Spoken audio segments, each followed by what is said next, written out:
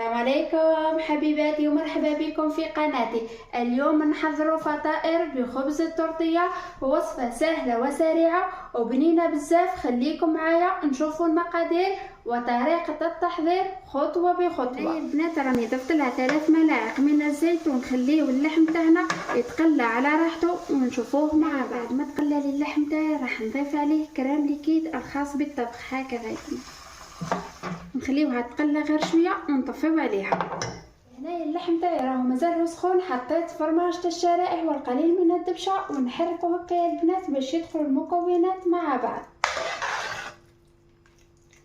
ونخليوها تبرد مليح ونرجعوا نشوفوها مع بعض باش نحشيو به خبز التورتيه. راني درت لها الفرماج هكذا كامل، راح نزيدو نضيفو القليل من الحشو هكذا يا البنات.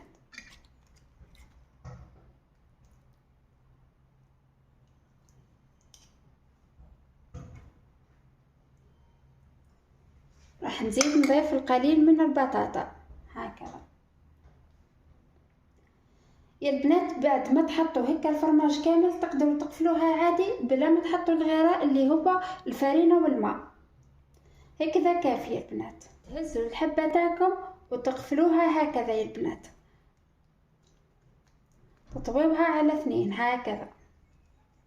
هنايا بعد ما كملت تحشية الفطائر تاعي اللي هما بخبز التورتيه، راح نغطسهم في البيض ونعاودوهم في الفرينه ونزيدو نعاودو نغطسوهم في البيض ونحطهم في لاشابلور وراح نقلبهم ونشوفوهم مع بعض. بعد ما غطستهم في البيض مع الفرينه ومع لاشابلور هكذا تحصلت عليه يا البنات كيما راكم تشوفوا في الفيديو. شوفوا الفطائر تاعنا تقلات من تحت، راح نقلبوها بهذه الطريقه يا البنات هكذا. هذا الفطائر بزاف بنان يا البنات، جربوهم ماكمش راح تندموا. قليت الفطائر تاعي حطيته على صحن التقديم وقسمت معكم حبه باش تشوفوها، جات بزاف كريميه يا البنات وبنينه تشهي. وبهذا نكون وصلنا لنهايه الوصفه اليوم، نتمنى تكون عجبتكم فطائر بخبز التورتيه.